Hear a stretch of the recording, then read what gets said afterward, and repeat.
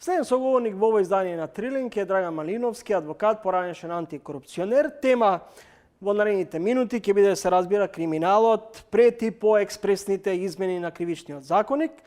Петок, поточно денес, е денот за пресврт на судските постапки за злоупотреба на службените овластувања и злосторничкото здружување. Некои казни радикално се намалуваат. Господин Малиновски, што е добро во последно законско решение, а каде ги гледате аномалиите? Што е добро? Оно што пошто лично не жалам, тоа е елиминирањето на ставот 5 од штенот 353. Зошто? Затоа што тој став 5 кој беше за прв пат предвиден во кривичниот закон во кривичното дело злоупотреба службена положба во 2004 година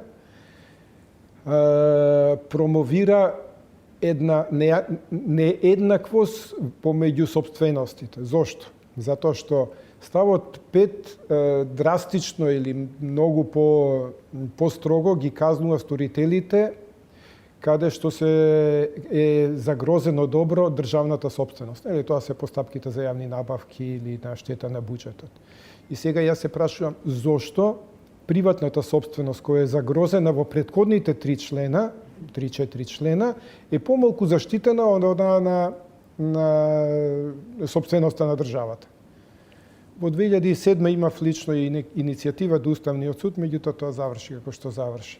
За да во 2009 уште се подигне казнената политика или се заостри, така да од најмалку 4 во 2005 се предвидува најмалку 5 години затвор.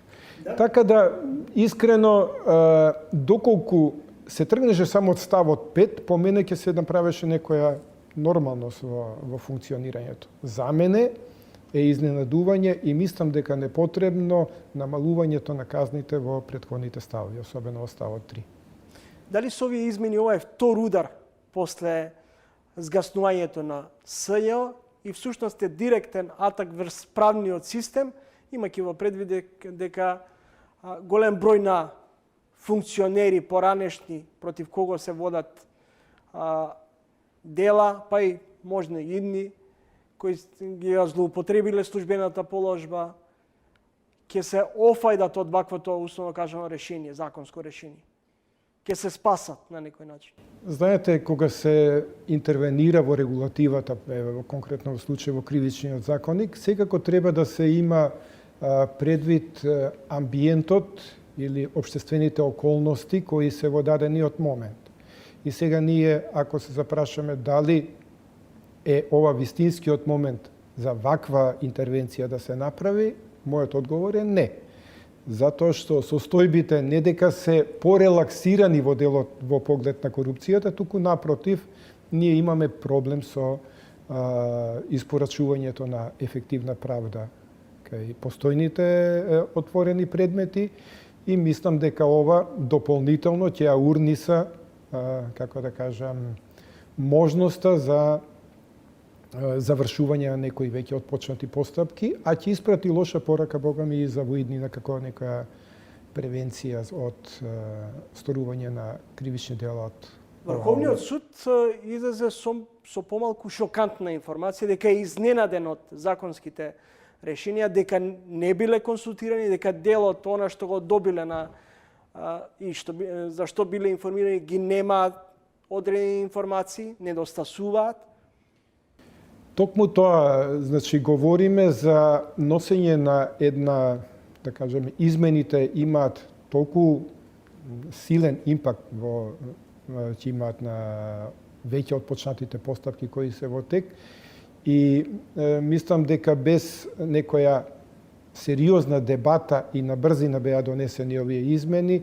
Особено и јас искрено бев изненаден од соопштението на Врховниот суд во кој се вели дека до него бил доставен текст со измени кои се однесуваат на други одредби и дополнување на кривичниот законник, но не и ова, што е така, малку неверојатно, меѓутоа тоа е тоа. Нешто слушнав и од Државната комисија за спречување корупција дека и кај нив бил доставен текст без овие проблематични одредби од 353, меѓутоа тоа е тоа.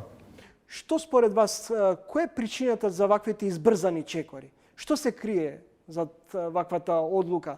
Владата дискретно ги подготви, собранието на брзинка ги изгласа, шефот на државата за неполни 24 часа го подпише указот. Не знам што се крие, меѓутоа ќе повторам дека овие измени се донесени во време кога најмалку требаше да бидат донесени, ако говориме од аспект на борбата со корупцијата. Јас тој аспект го гледам. Сега не можам да навлегувам детално во некои други аспекти, меѓутоа од аспект на борбата со корупцијата, ова беше најлошото нешто што можеше да се направи. Европската комисија соостри критики за забрзаните промени. Северна Македонија се обрза да го промовира владењето на правото и да се бори против неказнивоста. Знаете, ако досега оправдано стручната и воопшто јавноста реагираше и упатуваше критики кон правосудните органи, пред се на обвинителството и на судството, за бавното завршување постапки, за немањето исход, особено кај високо профилирани случаи.